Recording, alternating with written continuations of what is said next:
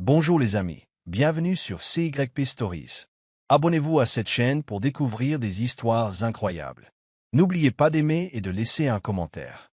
Entrons dans le vif du sujet. Nike ajusta le plateau sur la table, un sourire chaleureux éclairant son visage tandis qu'elle admirait le délicieux dîner qu'elle avait préparé pour son mari. La lueur des bougies vacillait, projetant une lueur dorée sur l'appartement modeste mais bien décoré. Ce n'était pas grand-chose, mais c'était le leur, et elle était fière de rendre leur maison chaleureuse et pleine d'amour. Tind entra, l'air épuisé, sa veste de costume en bandoulière. Elle remarqua les rides d'inquiétude gravées sur son visage et la façon dont il se passait une main fatiguée dans les cheveux. C'était un homme accablé par les responsabilités, et elle savait que son entreprise, Tind Logistique, était en difficulté. Elle l'avait soutenu dans les hauts et les bas, croyant en lui et en leur avenir commun. Ce soir, elle voulait lui rappeler que, malgré les difficultés, ils étaient toujours là l'un pour l'autre. Elle le serra chaleureusement dans ses bras, respirant son odeur familière d'eau de Cologne et de stress. « Le dîner est prêt, mon amour, » murmura-t-elle, essayant de le détendre. Il soupira profondément, mais parvint à esquisser un léger sourire et déposa un baiser sur son front avant qu'il ne s'asseye pour manger. Pendant qu'il mangeait, Tind restait distrait, touchant à peine sa nourriture. Mornek lui prit la main par-dessus la table et dessina des cercles apaisants avec son pouce. « Parle-moi, insista-t-elle, l'inquiétude perçant dans la voix. Il expira profondément et posa sa fourchette. « Bon sang, l'entreprise s'effondre. » Admit-il d'une voix pleine de frustration. « J'ai contracté des emprunts, j'ai fait des promesses, et maintenant les dettes me submergent. » Le cœur de Mornek se serra. Elle avait vu les longues nuits, les repas manqués, la tension constante dans ses épaules, mais elle n'avait pas réalisé à quel point la situation avait empiré. « On trouvera une solution, » le rassura-t-elle en lui serrant la main. « C'est toujours le cas. » Mais Tind secoua la tête, la mâchoire serrée. « Cette fois, c'est différent, » dit-il en se penchant en avant. « L'argent a disparu, et je n'ai aucun moyen de le rembourser. Si je ne trouve pas rapidement une solution, nous allons tout perdre. » Une peur profonde s'installa dans l'estomac de Mornek, mais elle refusa de le montrer. « Quoi qu'il en coûte, je suis avec toi, » promit-elle, inconsciente que ces mots la mèneraient bientôt à la plus grande trahison de sa vie. Cette nuit-là, alors qu'ils étaient au lit, Mornek traça des motifs sur la poitrine de Tind, essayant de l'endormir. Mais elle savait qu'il était encore bien éveillé. « Il y a peut-être une issue » murmura-t-il finalement d'une voix hésitante. Elle s'appuya sur son coude, observant son visage dans la pénombre. « Que veux-tu dire » demanda-t-elle. Tind hésita, puis répondit. « Voilà une affaire, une opportunité financière. Mais c'est risqué. » Mornek fronça les sourcils. « À quel point ?» Il se tourna vers elle, les yeux assombris par le désespoir. « J'ai juste besoin de quelqu'un pour prendre la responsabilité si les choses ne se passent pas comme prévu, » dit-il doucement en écartant une mèche de cheveux de son visage. Seulement pour un court instant. Mornek en eut le souffle coupé. Ces mots semblaient innocents, mais une sonnette d'alarme résonna dans sa tête. Pourtant, regardant l'homme qu'elle aimait, celui à qui elle avait promis de rester, elle repoussa ses doutes. « J'ai confiance en toi » murmura-t-elle, ignorant que ces mots allaient changer sa vie à jamais. Les jours suivants se passèrent dans un tourbillon de discussions, de promesses rassurantes et de paroles judicieusement formulées par Tind. Il expliqua la situation en termes vagues. Blanchiment d'argent via de faux contrats, client qui s'était retiré à la dernière minute et une petite faille juridique qui pourrait être comblée si quelqu'un prenait temporairement ses responsabilités. La tête de Mornek tournait, essayant de comprendre. Ce n'était pas une femme d'affaires, c'était une créatrice de mode qui avait mis sa carrière entre parenthèses pour soutenir les rêves de son mari. « Alors, il suffit d'avoir un nom sur les papiers » demanda-t-elle un soir en fronçant les sourcils. « Ce n'est qu'une formalité, non ?» Tind hocha la tête avec empressement et lui prit les mains. « Exactement. Ce n'est rien de grave, juste des détails juridiques. Mais si les autorités enquêtent, elles pourraient avoir besoin de quelqu'un pour répondre à certaines questions. Ça ne mènera à rien de grave. Et bébé, » il lui embrassa les phalanges, « je veillerai à ta protection. » Mornek te gluttait difficilement. Quelque chose clochait, mais elle aimait cet homme. Elle avait vu ses difficultés, ses nuits blanches. Si elle pouvait se décharger de ce fardeau, elle le ferait. Malgré son accord, une inquiétude la tenaillait. Un après-midi, elle se confia à sa meilleure amie, Yinka, au cours d'un déjeuner. Je ne sais pas, Yinka. Il dit que ce ne sont que des formalités administratives, mais quelque chose me met mal à l'aise. Yinka, une avocate perspicace, fronça les sourcils. Morin, ça ressemble à une fraude. Préviens-elle. Tu dois être très prudente. Si quelque chose tourne mal, ton nom sera inscrit sur ces documents. Mornec se mordit la lèvre. Métain dit que ce n'est que temporaire, insista-t-elle. Yinka expire brusquement. Et si ce n'était pas le cas, l'amour est une chose, mais on ne joue pas avec sa liberté. Mornec hésita, mais secoua la tête. Je lui fais confiance, dit-elle, même si une petite voix au fond d'elle murmurait. Et toi? La décision finale fut prise un soir, lorsqu'elle entra dans leur chambre et trouva Tinde, la tête entre les mains, les épaules tremblantes. Bébé, appela-t-elle doucement, assise à côté de lui. Il leva les yeux rouges, la voix brisée. Ils viennent me chercher, Morin, murmura-t-il. Je ne veux pas aller en prison. Je ne peux pas, son coeur se serra. Il avait toujours été le plus fort, le protecteur. Maintenant, il était terrifié. Et parce qu'elle l'aimait, parce qu'elle croyait en leur mariage, elle a fait ce choix. Je le ferai, a-t-elle murmuré. Je signerai les papiers. Son soulagement fut immédiat, il la serra dans ses bras. Tu ne le regretteras pas? Jura-t-il. Mais dans les jours qui suivirent, tandis qu'elle signait des documents qu'elle ne comprenait pas parfaitement, elle ne parvenait pas à se défaire du sentiment d'avoir scellé son destin. Cela se produisit un matin calme, alors que Mornec préparait le petit déjeuner. Un coup frappé à la porte résonna dans leur appartement. Elle s'essuya les mains sur son tablier et alla ouvrir, s'attendant à voir le livreur. Au lieu de cela, elle tomba sur 4 hommes en costume, badge flottant au vent. Mornec prit la voix, l'un d'eux demanda d'une voix saccadée. Déconcertée, elle hocha la tête. Oui, les mots suivants la glacèrent. Vous êtes en état d'arrestation pour fraude financière et détournement de fonds. La pièce tournoya tandis que leurs paroles s'imprégnaient. Quoi? Non, il doit y avoir une erreur, s'écria-t-elle. Mais les policiers étaient déjà entrés et avaient sorti un mandat. Tu as le droit de garder le silence, déclara l'un d'eux en lui prenant les mains. Tun sorted in tram de la chamber, feignant la surprise. Que se passe-t-il? Demanda-t-il. Mornec se tourna vers lui, la panique dans le regard. Tinde, dis-leur. Dis-leur que je n'ai rien fait. Mais son visage avait changé, indéchiffrable, distant. Oui, je ne sais pas ce qui se passe, murmura-t-il. Et à cet instant, Mornec comprit. L'instant d'après, ses poignets étaient menottés, l'acier froid lui mordant la peau. Des voisins jetèrent un coup d'œil par leur porte, chuchotant. Tinde resta immobile, sans les arrêter. Tandis qu'il l'emmenait, son cœur se brisa. Il avait promis. Il avait juré. Mais tandis qu'on la poussait dans le fourgon de police, une pensée résonna dans son esprit. J'ai été en prison pour mon mari. Et je ne pense pas qu'il va m'attendre. Mornec était assise dans la salle d'interrogatoire, les mains tremblantes jointes. Les murs froids et métalliques semblaient se refermer sur elle, l'étouffant d'un sentiment croissant de terreur. De l'autre côté de la table, un enquêteur au visage sévère, l'inspecteur Olamriwaju, l'observait attentivement, son regard perçant scrutant chacun de ses mouvements. « Madame Tinde, comprenez-vous les accusations portées contre vous » demanda-t-il d'une voix dénuée d'émotion. Mornaique déglutit difficilement, la Gauri seche. Il doit y avoir une erreur, murmura-t-elle. Je n'ai rien fait de mal. L'inspectrice expira, ouvrant un épais dossier avant de lui glisser un document. Votre nom figure sur chaque transaction frauduleuse, a-t-il déclaré. Les contrats, les relevés financiers, les relevés bancaires. Tout pointe vers vous. Mornec parcourut les documents du regard, le cœur battant la chamade. C'étaient les papiers que Tinde lui avait demandé de signer, ce qui lui avait promis n'être qu'une formalité. J'aidais juste mon mari, balbutia-t-elle, le désespoir perçant dans sa voix. Je ne savais pas, haussa le sourcil de l'inspecteur. Alors, où est ton mari? Demanda-t-il. Si tu ne faisais que l'aider, pourquoi n'est-il pas là pour assumer ses responsabilités? Cette prise de conscience frappa Mornec comme un coup de poing dans le ventre. Tinde l'avait piégé. Chaque document, chaque transaction, tout était à son nom. Elle secoua la tête, incrédule, l'esprit s'emballant. Il doit arriver, murmura-t-elle, mais les mots lui semblaient creux à l'instant même où elle les prononçait. Elle se souvint de la façon dont il s'était tenu sur le seuil, la regardant partir, le visage vide d'émotion. Une nouvelle vague de panique la submergea. L'abandonnerait-il vraiment? Non, c'était impossible.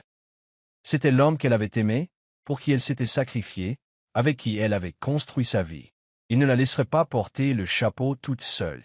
N'est-ce pas? L'inspecteur se pencha en avant, la voix plus douce. Vous semblez être une femme intelligente, dit-il. Mais tu dois commencer à penser à toi. Si tu assumes la responsabilité de cet acte, tu risques 5 à 10 ans de prison. Ton mari, il est libre. Monica serra las puins, refusant Grega croire. Il viendra, insista-t-elle, plus pour elle-même que pour quiconque. Mais alors que les heures passaient et que Tinde ne se montrait jamais, une première lueur de doute commença à poindre.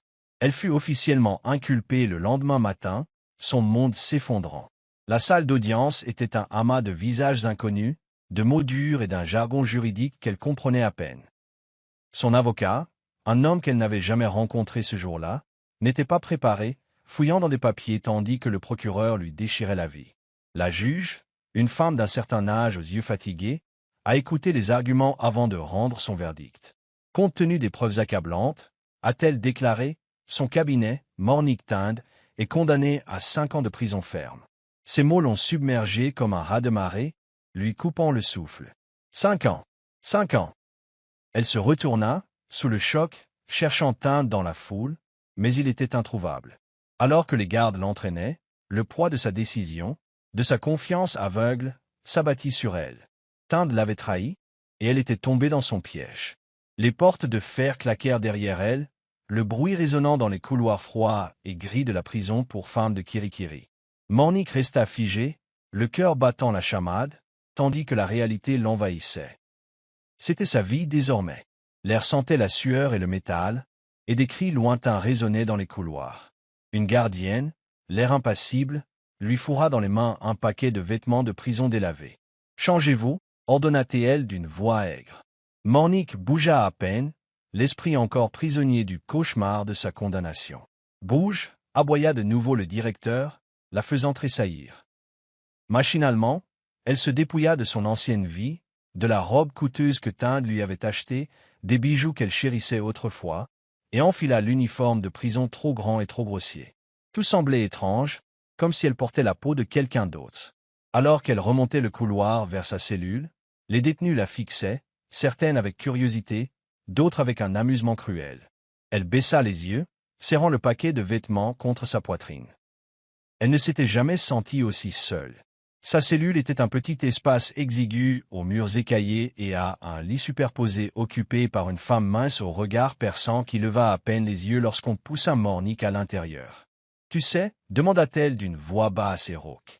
Mornick hésita avant d'acquiescer. « Que as-tu fait » continua la femme, ses yeux sombres indéchiffrables. Mornick ouvrit la bouche, puis la referma. Qu'était-elle censée dire? Qu'elle était allée en prison pour un homme qui ne s'était même pas retourné? Qu'elle avait renoncé à sa liberté, à ses rêves, à son avenir pour un amour fondé sur des mensonges? Elle déglutit difficilement. « J'ai fait confiance à la mauvaise personne », dit-elle finalement. La femme sourit en s'adossant au mur. « Bienvenue dans la réalité », dit-elle. « Tu n'es pas le premier. Et tu ne seras pas le dernier. » Mornick serra les poings. Non, elle ne pouvait pas accepter cette réalité. Elle devait trouver une issue. Mais d'abord, il lui fallait survivre. Les jours se transformèrent en semaines, et Mornick apprit les dures règles de la vie carcérale. Les gardiens étaient sans pitié. La nourriture était à peine comestible. Les nuits étaient les pires, froides, suffocantes, remplies de cris et de regrets murmurés. Les lettres adressées à restaient sans réponse. Chaque matin, elle se réveillait pleine d'espoir et chaque soir, elle s'endormait brisée. Mais la prison la transformait. Elle a appris à se défendre lorsque d'autres détenus tentaient de profiter d'elle. Elle a appris à cacher ses émotions, à survivre. Et surtout, elle a appris qu'elle était seule. Ça ne viendrait pas. Il était passé à autre chose. Et pour la première fois, allongée, éveillée, les yeux fixés sur le plafond fissuré, elle se jura qu'en sortant, elle ne serait plus la même femme qu'elle était entrée. Elle le lui ferait payer. Le temps en prison s'écoulait à un rythme lent et angoissant. Les journées étaient remplies de tâches banales, balayer les couloirs sales, laver les assiettes dans la cuisine bondée, faire la queue pour des plats insipides. Mornick s'accrochait à une chose pour ne pas craquer, l'espoir. J'espérais que tu viendrais me rendre visite. J'espérais qu'il arrangerait tout ça. Mais au fil des mois, cet espoir s'est lentement évanoui, telle une flamme mourante. Elle écrivait lettre après lettre, exprimant son cœur, implorant une réponse. À l'écoute, s'il vous plaît. Je n'ai rien à faire ici. J'ai besoin de toi. Elle tendait chaque lettre au garde d'une main tremblante. Et chaque lettre restait sans réponse. Un soir, assise dans un coin de la cour de récréation, Mama G, une détenue âgée depuis plus de 15 ans, s'assit à côté d'elle. « Tu l'attends toujours ?» observa-t-elle d'une voix pleine de compréhension. « Morni se tengi, mais qui est ça ?»« C'est mon mari, murmura-t-elle. Il ne m'abandonnerait pas comme ça. » Mama G laissa échapper un petit rire sec en secouant la tête. « Oh, ma puce !» soupira-t-elle. « Des hommes comme ça, ils trouvent toujours un moyen d'être libres. Et toi, tu n'étais qu'un sacrifice. » Mornique sentit son soufflet se bloquer. « Non, dit-elle en secouant la tête. Tu n'aides même. » Mama G la regarda avec un mélange de pitié et d'amusement. Où est-il donc?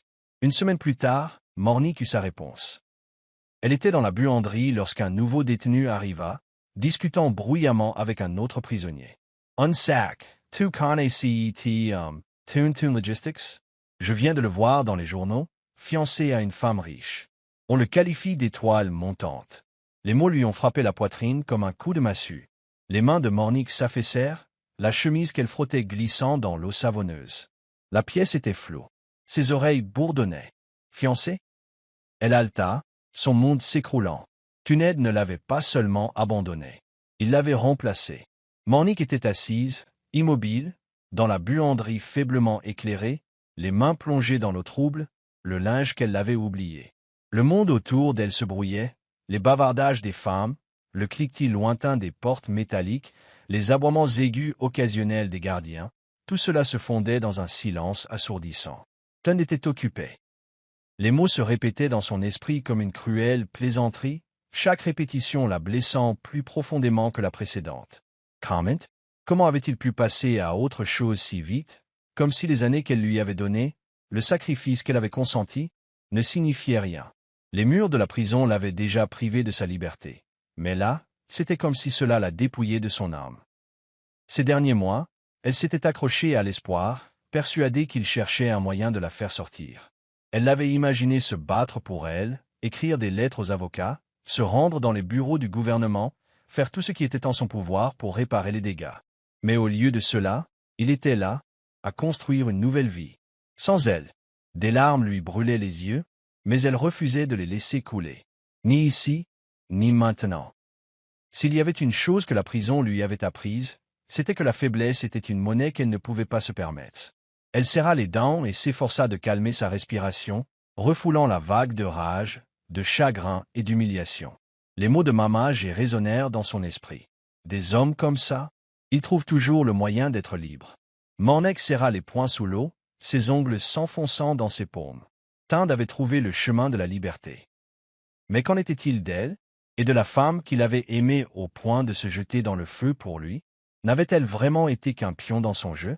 Elle repensa à toutes ces nuits où elle s'était endormie en pleurant, priant pour qu'il vienne la chercher, persuadée que leur amour était indestructible. Mais l'amour était un mensonge autour duquel elle avait bâti toute sa vie. Cette nuit-là, alors qu'elle était allongée sur son mince matelas de prison, les yeux fixés sur le plafond fissuré par des années de négligence, quelque chose en elle se transforma. La femme qui était entrée dans cette prison, celle qui aimait aveuglément, faisait facilement confiance et se sacrifiait sans poser de questions, était morte. À sa place, quelque chose de nouveau était en train de naître. Quelque chose de plus dur. Quelque chose d'incassable. Si Tinde avait pu l'effacer de sa vie si facilement, alors elle ferait pareil. Plus de lettres. Plus d'espoir. Plus d'attente. La seule chose qu'elle désirait désormais, c'était se venger. Mornique cessa d'écrire des lettres. Elle cessa d'attendre près de l'espace visiteur. Elle a perdu espoir. Au lieu de cela, elle s'est adaptée. Les techniques de survie qu'elle avait hésité à adopter auparavant sont devenues son armure. Elle étudia le système carcéral, apprit qu'il y avait de l'influence, comprit quel gardien pouvait être soudoyé et quel détenu détenait un. C'était du pouvoir. Le savoir était sa nouvelle monnaie d'échange. Elle cessa de se terrer dans l'ombre et se redressa, refusant de se laisser intimider par les criminels endurcis qui la considéraient autrefois comme une cible facile. Elle s'est battue quand il le fallait. Elle a gagné le respect. Même les gardiens, qui la considéraient autrefois comme une simple prisonnière, ont commencé à reconnaître sa résilience. Un jour, elle se retrouva assise avec Ife, la jeune femme avec laquelle elle s'était liée d'amitié au début de son incarcération.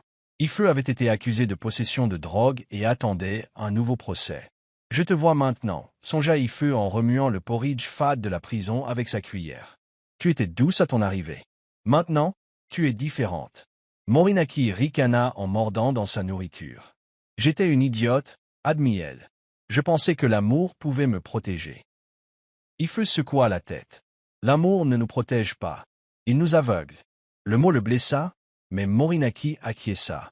Elle avait payé le prix fort pour sa cécité, et désormais, elle était déterminée à ne plus jamais redevenir cette femme. Les mois se sont transformés en années, et Morinaki est devenue une force. Elle a commencé à travailler au sein du programme éducatif de la prison, aidant les femmes analphabètes à se préparer à leur réinsertion dans le monde extérieur. Elle écoutait leurs histoires, comprenait leurs douleurs, et en retour, ils écoutaient la sienne. Elle devint quelqu'un qu'ils respectaient, quelqu'un en qui ils avaient confiance. Mais au fond, elle comptait les jours. Le compte à rebours vers la liberté commençait. Elle ne voulait pas seulement quitter la prison. Elle voulait renaître de ses cendres. Et ce faisant, elle ferait regretter à atteint le jour où il l'avait sous-estimé. Le jour de la libération de Morinaki fut étrangement silencieux. Les portes de la prison s'ouvrirent en grinçant, et elle s'avança, respirant l'air pur de la liberté pour la première fois depuis 5 ans. 5 ans de temps perdu. 5 ans de trahison. 5 ans à apprendre à devenir une nouvelle femme. Son cœur battait fort lorsqu'elle fit le premier pas dehors, la lumière du soleil l'aveuglant après des années de faible luminosité carcérale. Les vêtements qu'elle portait, un simple chemisier et un jean donné par un programme d'entraide carcérale, lui semblaient étrangers. Elle n'avait ni maison, ni argent, ni mari qui l'attendait. Mais elle n'avait qu'elle-même, et c'était plus que suffisant. Elle se rendit chez une vieille amie, tante Chola, l'amie d'enfance de sa mère, l'une des rares personnes à ne pas l'avoir abandonnée. Les yeux de la vieille femme s'écarquillèrent de stupeur lorsqu'elle ouvrit la porte. « Morinaki » murmura-t-elle, comme si elle voyait un fantôme. Morinaki hocha la tête, esquissant un petit sourire. « J'ai besoin d'un endroit où dormir » dit-elle simplement. Tante Chola la serra fort dans ses bras, chaleureuse et pleine de compréhension tacite. « Entre, mon enfant, murmura-t-elle. Tu en as assez souffert. » En entrant dans la petite mais accueillante maison, Morinaki sentit une première lueur de chaleur dans son cœur glacé. Peut-être n'était-elle pas seule, après tout. Cette nuit-là, alors qu'elle était allongée sur un vrai lit pour la première fois depuis des années, elle pensa à Tinde. Elle avait passé tant de temps à imaginer ce moment, sa liberté. Mais maintenant qu'il était là, elle ne pensait qu'à lui. Était-il heureux? Pensait-il seulement à elle? Regrettait-il ce qu'il avait fait? Morinaki Sarah Less Dance. Peu importait. Demain, elle le saurait. Le lendemain matin, Morinaki s'habilla avec des vêtements d'emprunt et prit un taxi pour se rendre au bureau de Tinde. Elle ne l'avait pas vu depuis des années, mais la vue du logo de son entreprise, Tinde Logistique, désormais plus grande que jamais, lui fit naître une nouvelle vague de colère. Elle entra, sa présence attirant murmures et regards curieux.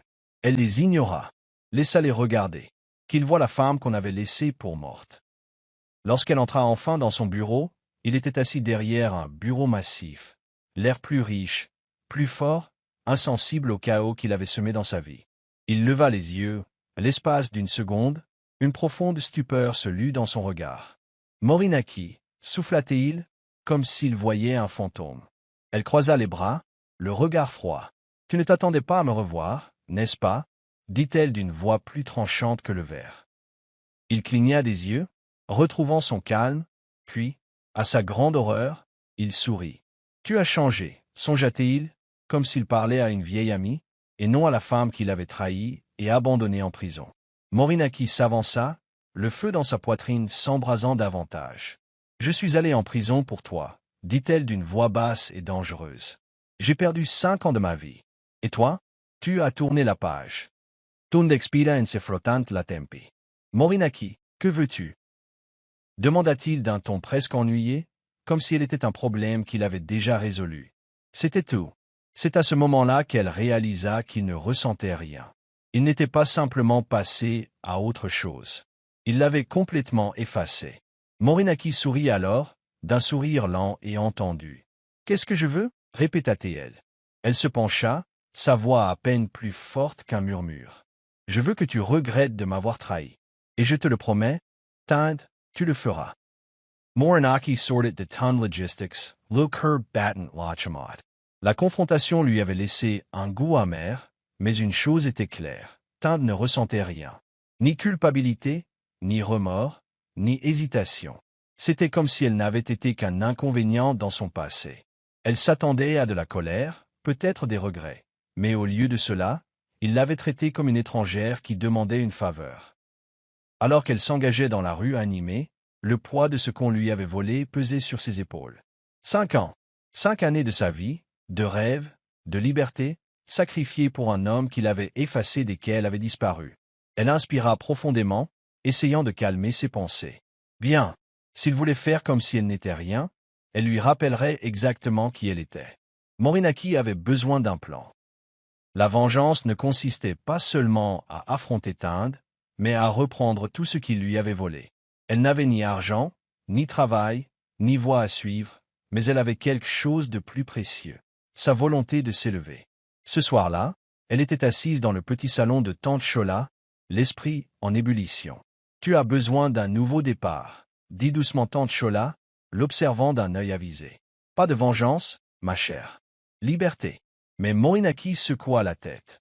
« La liberté, c'est savoir que tu ne t'en tireras pas avec ce qu'il m'a fait, » murmura-t-elle. Elle ne voulait ni de son argent, ni de sa pitié, elle voulait justice. Si Tinde avait bâti son empire sur les cendres de son sacrifice, alors il était juste qu'elle soit celle qui le réduise en cendres. Le lendemain matin, elle fit son premier pas. Elle contacta Ife, son amie de prison la plus proche, finalement libérée quelques mois plus tôt. Ife avait toujours été vive, débrouillarde et d'une loyauté farouche. « J'attendais cet appel », dit Ife lorsqu'ils se rencontrèrent dans un petit café. « Quel est le plan ?» Morinaki expira. « Commençons par découvrir ce qu'il cache exactement. » Elle connaissait suffisamment Tinde pour savoir que son empire n'était pas irréprochable. S'il parvenait à piéger sa propre femme pour se sauver, alors il avait plein de squelettes dans son placard. Et si elle parvenait à les démasquer, elle s'assurait qu'il perde tout, comme elle. Morinaki passa les semaines suivantes à observer, écouter et apprendre. Le monde de Tinde avait changé pendant son incarcération. Il était plus riche, plus influent et intouchable pour la plupart des gens. Mais sous cette apparence polie, elle savait qu'il était toujours le même menteur et manipulateur. Ife, avec son instinct aiguisé et son sens pratique, l'aida à naviguer dans le nouveau monde de l'élite des affaires de l'ego. Ils suivirent les murmures, les rumeurs, les affaires secrètes qui n'arrivaient jamais à la une des journaux. Ils ne tardèrent pas à trouver la première faille. Les finances de Tinde n'étaient pas aussi stables qu'elles le semblaient. Grâce à un ancien contact, ils découvrirent que Tinde transférait d'importantes sommes d'argent à l'étranger, signe évident de son implication dans des activités illégales. Il blanchit de l'argent, murmura Ife tandis qu'ils examinaient les documents, dans un appartement faiblement éclairé. Ça veut dire qu'il y a des preuves quelque part. Morinaki eut un sourire narquois.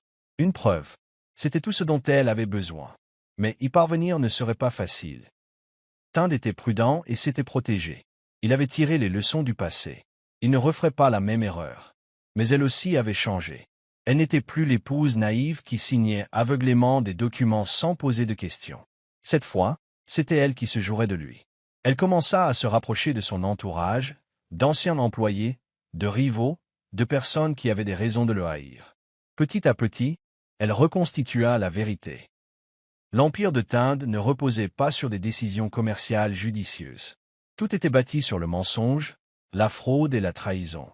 Il avait rogné sur les coûts, soudoyé des fonctionnaires et ruiné des vies pour s'en sortir. Et le meilleur dans tout ça, sa nouvelle épouse, Lola, n'en avait aucune idée. Morinaki ricana sombrement. Oh, comme ce serait doux de voir tout s'écrouler. Tinde ignorait que la femme qu'il avait rejetée rôdait dans l'ombre, l'observant savourer son succès volé. Morinaki ne s'intéressait pas à une vengeance puérile. Elle voulait démanteler tout ce qu'il avait construit, brique par brique. Et elle avait la solution idéale pour commencer. Tand se préparait à un accord commercial prestigieux qui lui assurerait un investissement de plusieurs millions de dollars. C'était le genre d'accord qui consoliderait sa réputation et le rendrait intouchable. Mais que se passerait-il si quelque chose tournait mal? Et si des preuves de fraude apparaissaient au bon moment? Elle attendit la veille de sa grande conférence de presse pour agir. Avec l'aide d'Ifeu, elle a transmis des informations anonymes aux enquêteurs du gouvernement, reliant la société de Tand à des affaires de blanchiment d'argent et d'évasion fiscale. Les informations étaient solides, de vrais documents, de vraies transactions, de vrais crimes. Et pour couronner le tout, elle a divulgué quelques détails à la presse. Lorsque Tand monta sur scène le lendemain matin, son empire était déjà en ruine. Les gros titres se répandirent comme une traînée de poudre, un milliardaire faisait l'objet d'une enquête pour fraude. La logistique de Tand est liée à un scandale de corruption. Les journalistes l'ont bombardé de questions, les investisseurs se sont retirés. En quelques heures, la valeur de ses actions s'est effondrée. Morinaki a observé le déroulement des événements avec un sourire satisfait. Il avait autrefois ruiné sa vie. Maintenant, elle lui rendait l'appareil. Le scandale se répandit plus vite qu'une traînée de poudre, et les associés autrefois fidèles de Tand commencèrent à l'abandonner un à un. Ses investisseurs ont gelé leurs avoirs, ses partenaires commerciaux ont coupé les ponts. En quelques jours, il est passé du statut d'homme d'affaires le plus respecté à celui de modèle. Mais le meilleur dans tout ça, il ignorait toujours qui était derrière tout ça. Morinaki avait tout planifié à la perfection. Elle attendit qu'il soit au plus bas avant de passer à l'acte. Elle entra dans son bureau juste au moment où il rangeait ses affaires. Son bureau, autrefois impeccable, était maintenant couvert d'avis juridiques, de lettres de licenciement et d'avertissements de saisie immobilière. Il leva les yeux, le visage hagard, sa confiance en elle anéantie. Pour la première fois depuis des années, il avait l'air effrayé. Morinaki sourit. Surprise de me voir, demanda-t-elle d'une voix doucereusement fausse. Les yeux de Tand s'assombrirent. « C'est toi, murmura-t-il. C'est toi qui as fait ça. » Morinaki pencha la tête. « Vous m'avez piégé. Vous m'avez envoyé en prison. Tu m'as abandonné. Et tu pensais que j'allais disparaître comme ça? » Elle laissa échapper un rire glacial. « Tu m'as appris quelque chose d'important, Tand. L'amour est une faiblesse. Et maintenant, tu es aussi impuissant que je l'étais autrefois. » Tand essaya de se ressaisir, de négocier, mais Morinaki n'était pas intéressé. « Je vais arranger ça, dit-il désespérément. « Je peux, l'interrompit-elle avec un sourire narquois. « Non, tu ne peux pas, dit-elle. Tu es fini, Tand. » Et puis, pour la première fois, elle vit la vérité dans ses yeux. La peur, une peur sincère. Il le savait. Il avait perdu. Elle se retourna pour partir, mais s'arrêta devant la porte. « Oh, et encore une chose, ajouta-t-elle. Ta femme. Elle sait tout maintenant. » J'y ai veillé. Son visage se vida de ses couleurs, sa bouche s'ouvrit comme pour protester, mais aucun mot ne sortit. Morinaki lui lança un dernier regard satisfait avant de s'éloigner. La liberté, mais aussi le vide. Elle avait passé les 5 dernières années à rêver de vengeance, de justice et à le faire souffrir comme elle l'avait fait. Et maintenant qu'elle avait réussi, l'adrénaline commençait à retomber, laissant derrière elle un silence gêné. Le soleil se couchait sur la gosse, projetant une lueur orangée sur l'horizon tandis qu'elle hélait un taxi pour rentrer chez Tante Chola. Elle sentait le poids de sa nouvelle réalité peser sur elle. Et après? Elle avait vaincu l'homme qui l'avait détruite. Mais qu'en était-il de sa propre vie? Le trajet du retour se fit en silence, son esprit errant entre le passé et un avenir inconnu. Elle repensa à la femme qu'elle était, la jeune fille naïve qui avait cru en l'amour, le sacrifice et la loyauté. Cette femme était morte en prison. Celle qui était sortie 5 ans plus tard était plus forte, plus intelligente et impitoyable quand il le fallait. Mais elle était aussi seule. Vraiment seule. Elle avait coupé les ponts et dépensé toute son énergie à se venger. Mais maintenant, sans le besoin de la colère pour la nourrir, elle se sentait désemparée. Que voulait-elle? Quel genre de vie voulait-elle se construire désormais? À son retour à la maison, Tante Chola l'attendait avec une assiette chaude de riz jollof et de poulet grillé, ses yeux bienveillants et pleins de compréhension. « Tu as fait ce que tu avais à faire, » dit-elle doucement en posant une main sur celle de Mornick. « Mais on ne peut pas vivre éternellement de la vengeance. Il est temps de commencer à vivre pour soi. » Mornick hocha la tête, mais elle ne savait pas comment s'y prendre. Elle avait passé si longtemps à essayer de réparer une injustice qu'elle n'avait jamais imaginé à quoi pourrait ressembler la vie après la bataille. Mais une chose était claire, elle ne redeviendrait pas la femme qui donnait tout pour rien. Les semaines qui suivirent furent étranges. Pour la première fois depuis des années, Mornick n'avait plus d'ennemis à combattre. Pas de procès, pas de prison, pas de trahison à découvrir. Elle était seule, reconstruisant sa vie à partir de zéro. Avec les encouragements de Tante Chola, elle a commencé à chercher du travail. Mais les anciens détenus n'étaient pas vraiment accueillis à bras ouverts dans le monde de l'entreprise. Chaque entretien se terminait par des refus polis, la honte de son passé la poursuivant comme une ombre. On n'embauche pas de personne ayant un casier judiciaire, lui avait dit un recruteur sans détour, lui retournant l'estomac de frustration. Comment allait-elle avancer si le monde refusait de la laisser faire? Un soir, elle se retrouva assise sur le petit balcon de la maison de Tante Chola, à regarder les lumières de la ville scintiller au loin. Son esprit se tourna vers la seule chose qu'elle avait toujours aimée avant la prison, la mode. Avant Inde, avant la trahison, elle rêvait de lancer sa propre ligne de vêtements, de créer des pièces magnifiques et audacieuses qui racontaient des histoires. Mais elle avait abandonné ce rêve pour le mariage, pour ses rêves à lui, pas les siens. Une lueur d'espoir, d'excitation, s'alluma en elle. Peut-être était-il temps de revenir à ce qu'elle aimait autrefois. Peut-être était-il temps de construire quelque chose pour elle-même. Le lendemain matin, elle fit le premier pas. Elle utilisa les petites économies que Tante Chola lui avait réservées pour acheter du tissu et du matériel de couture au marché local. Elle commença modestement, créant des vêtements depuis sa petite chambre, cousant jusque tard dans la nuit, réapprenant ainsi ce métier qu'elle avait si longtemps délaissé. Et pour la première fois depuis sa sortie de prison, elle ressentit quelque chose de nouveau, un but. Mornick travailla sans relâche, insufflant sa douleur, son passé et sa force retrouvées dans chaque point. Elle créa des motifs qui évoquaient la résilience, la survie, la renaissance. Elle a pris des photos de son travail et a commencé à les publier en ligne, créant une marque anonyme sous le nom de Phoenix Threads, symbole d'une femme renaissante de ses cendres. Le démarrage a été lent, mais une publication est devenue virale. Une influenceuse mode a découvert son travail par hasard et l'a partagé, vantant ses créations audacieuses et sans complexe. En quelques heures, les commandes ont afflué, les gens exigeant d'en savoir plus sur la créatrice de la marque. Mornick hésitait. Souhaitait-elle que les gens connaissent son histoire? Continuerait-il à acheter ses produits s'il savait qu'elle était une ancienne détenue, une femme trahie et rejetée?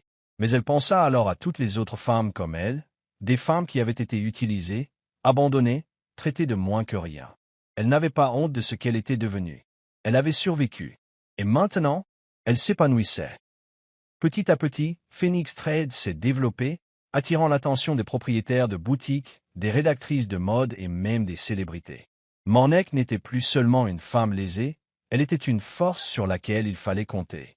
Un jour, alors qu'elle finissait de préparer une commande, Awaf l'appela, la voix pleine d'enthousiasme. « Morin, devine qui vient de passer commande sur ton site web ?» Mornick fronça les sourcils. « Qui ?»« Ifrit. Lola. » Le cœur de Mornick s'arrêta un instant. La femme de teint. Un lent sourire se dessina sur son visage. « Oh, quelle ironie !» Mornick hésitait à livrer personnellement la commande de Lola. Il ne s'agissait pas de vengeance, cette partie de son voyage était terminée. Mais elle était curieuse. Lola avait-elle deviné qui elle était? Ou n'était-elle qu'une cliente parmi d'autres, attirée par la beauté des créations de Mornick, inconsciente de leur histoire? Finalement, la curiosité l'emporta. Elle s'habilla avec soin, optant pour une tenue élégante et audacieuse qui exprimait le pouvoir plutôt que la victimisation, et se dirigea vers la boutique haut de gamme où Lola avait demandé le retrait. Lorsqu'elle entra dans la boutique, Lola était déjà là, feuilletant les rayons de vêtements de créateurs. Elle paraissait élégante, naturellement riche. Mais quelque chose dans son attitude semblait étrange. Ses yeux étaient crispés, ses épaules tendues. Alors que Mornick s'approchait, le regard de Lola croisa le sien et se figea. Une lueur de reconnaissance traversa ses yeux, suivie de stupeur, puis d'autre chose, de la culpabilité. « Mornick » murmura-t-elle, comme si prononcer son nom était interdit. Mornick sourit en inclinant la tête. Surprise, elle demanda froidement. Lola déglutit difficilement, ses mains agrippant le tissu de la robe qu'elle inspectait. « D'accord, sursauta-t-elle, puis s'arrêta. Pendant un long moment, elles restèrent fixées, deux femmes liées par un homme qui les avait détruites, toutes deux de manière différente. Finalement, Lola expira en tremblant. « Je ne savais pas, » admit-elle doucement. « Je te jure, je ne savais pas ce qu'il t'avait fait. » Mornaike la croyait. Mais cela ne changeait rien au fait qu'elle l'avait remplacé, qu'elle vivait toujours la vie qui lui avait été volée. Mornaike déposa la commande soigneusement emballée sur le comptoir. « Voilà ta robe, » dit-elle doucement. Lola hésita avant de la prendre. « Tu as bien réussi, » dit-elle. « Je ne m'attendais pas à te revoir. » Mornaike eut un sourire narquois. « Je ne m'attendais pas à être vue. » Il n'y avait plus de colère en elle, plus d'amertume, juste de la lucidité. Lola elle observa un long moment. « Il avait tout perdu, tu sais, » murmura-t-elle. « Je l'ai quitté. Le scandale l'a détruit. » Mornaike expira, sentant un étrange sentiment de finalité l'envahir. Elle s'était battue, elle avait gagné, et maintenant, elle était libre. Alors qu'elle se retournait pour partir, elle s'arrêta devant la porte. « Profite bien de ta robe, » dit-elle avec un sourire. « C'est un symbole de renaissance. » Puis, sans un mot, elle sortit, s'engageant dans un avenir qui n'appartenait qu'à elle. Mornaike sortit de la boutique, le poids du passé se défaisant lentement de ses épaules comme les fils d'un vieux tissu. C'était ça, le moment qu'elle attendait sans le savoir, non pas la vengeance, ni la validation, mais la paix. Le genre de paix qui ne vient pas du fait de voir quelqu'un souffrir, mais de la prise de conscience qu'elle ne se souciait plus de lui. Tind avait tout perdu. Son entreprise, son mariage, sa réputation. Il était devenu un exemple édifiant, un homme dont le nom était désormais murmuré dans les conversations à voix basse sur la fraude et la trahison. Et Lola, elle n'était qu'une victime parmi d'autres, une femme prise au piège d'un réseau de mensonges, tout comme Mornaike l'avait été autrefois. Mais Mornaike n'était plus une victime. C'était une femme qui avait survécu, qui s'était reconstruite de ses cendres, qui avait créé quelque chose qui lui appartenait. Phoenix Threads prospérait, et elle aussi. En parcourant les rues animées de Lagos, elle laissait l'énergie de la ville la nourrir. Les appels des vendeurs ambulants, les klaxons des automobilistes impatients, le bavardage des gens racontant leurs propres histoires, tout cela semblait vivant. Et pour la première fois depuis des années, elle aussi. Elle s'arrêta dans un petit café et commanda une tasse de café, s'asseyant près de la fenêtre. Elle se laissa aller à respirer l'instant présent, appréciant sa simplicité. Elle ne se sentait plus comme une étrangère, celle qui portait le lourd fardeau de la trahison. Elle était juste Mornaike, une femme jouissant de sa liberté, une femme pleine d'avenir. Elle consulta son téléphone pour vérifier les dernières commandes de son entreprise. La demande pour ses créations augmentait rapidement, les demandes affluant de partout. Un message d'Ife, son ami de toujours, apparut. « Grande nouvelle! Quelqu'un souhaite s'associer à vous. Vous devriez peut-être vous asseoir pour en discuter. » Mornaike haussa un sourcil, la curiosité s'éveillant en elle. Ife n'exagérait jamais, et si elle était excitée, c'était le signe qu'il se passait quelque chose d'énorme. Mornaike prit une autre gorgée de café en souriant. L'avenir frappait à sa porte, et pour une fois, elle était prête à ouvrir. Plus tard dans la soirée, Mornaike retrouva Ife dans un bar tranquille sur un toit, la brise fraîche offrant un réconfort bienvenu après la chaleur de la journée. Ife l'attendait déjà, un sourire malicieux aux lèvres. « Tu vas adorer, » dit-elle en faisant glisser son téléphone sur la table. Mornaike jeta un coup d'œil à l'écran, les yeux écarquillés en lisant le courriel. Une grande maison de couture souhaitait collaborer avec elle. Pas n'importe quelle maison de couture, l'une des marques les plus prestigieuses d'Afrique. Il souhaitait présenter ses créations lors d'une prochaine Fashion Week, une occasion qui pourrait propulser Phoenix Threads sur la scène internationale. L'espace d'un instant, elle ressentit le doute habituel. Elle avait passé tant de temps à se battre, à faire ses preuves par des moyens qui n'avaient rien à voir avec la mode. Était-elle prête pour cela? Mais elle se rappela alors qu'elle n'était plus cette femme qui remettait en question sa valeur. Elle avait mérité ce moment. « C'est énorme », dit-elle en expirant et en reposant le téléphone sur la table. Ife eut un sourire narquois. « Je sais. Alors, tu dis oui, ou devrais-je faire comme si tu ne voulais pas être la prochaine grande figure de la mode africaine ?» Mornaike rit en secouant la tête. « Je dis oui, » dit-elle fermement. « Je dis oui à tout ce que le monde a à offrir. » Ce soir-là, elle rentra chez elle et s'assit à sa machine à coudre, caressant du doigt le tissu qui était devenu sa bouée de sauvetage. C'était ce qu'elle avait toujours voulu, créer, inspirer, construire quelque chose qui lui appartienne. En travaillant tard dans la nuit, elle ressentit un profond sentiment d'accomplissement, quelque chose qu'elle n'avait pas ressenti depuis des années. C'était là sa raison d'être.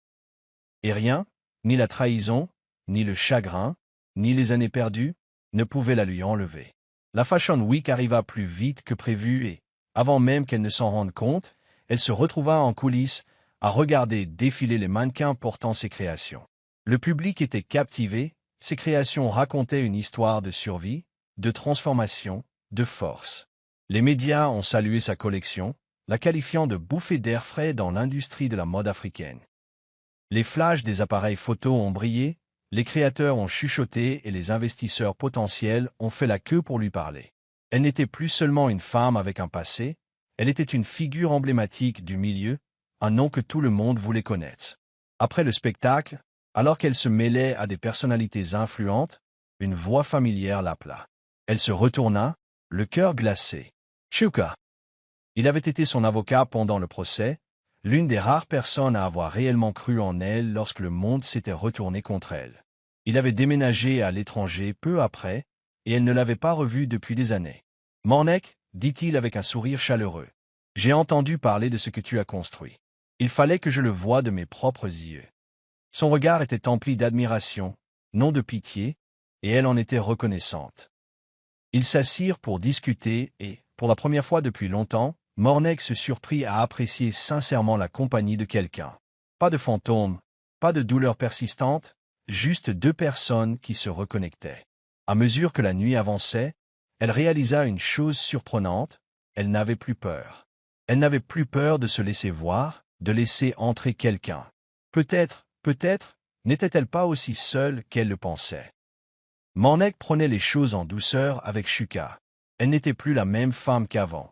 Elle avait désormais des limites, une profonde estime d'elle-même qu'elle refusait de compromettre. Mais Chuka le comprenait. Il n'essaya pas de la guérir. Il ne chercha pas à lui faire oublier le passé. Il marcha simplement à ses côtés, calme et patient, tandis qu'elle découvrait ce qu'elle voulait. Pendant des mois, ils ont construit quelque chose de différent de ce qu'elle avait vécu avec Tinde. Pas d'illusion, pas de besoin désespéré de faire ses preuves. Juste deux personnes qui grandissaient, guérissaient et se choisissaient, chaque jour. Elle faisait encore parfois des cauchemars, des souvenirs de prison, de trahison et de solitude, mais il ne la contrôlait plus. Elle avait réécrit son histoire, et désormais, elle la vivait à sa façon.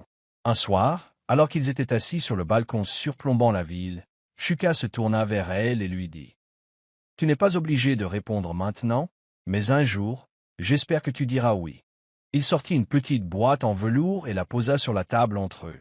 Mornike retint son souffle. Son cœur battait fort. Il ne la pressait pas, il lui faisait simplement savoir qu'il était là, dès qu'elle serait prête. Et pour la première fois, elle s'autorisa à imaginer un avenir rempli d'amour, non pas celui qui la détruisait, mais celui qui la rendait plus forte. Mornik n'avait plus besoin de se venger. Elle avait déjà gagné. Elle avait construit une vie au-delà de sa douleur, une vie riche de sens, de réussite et d'amour sincère.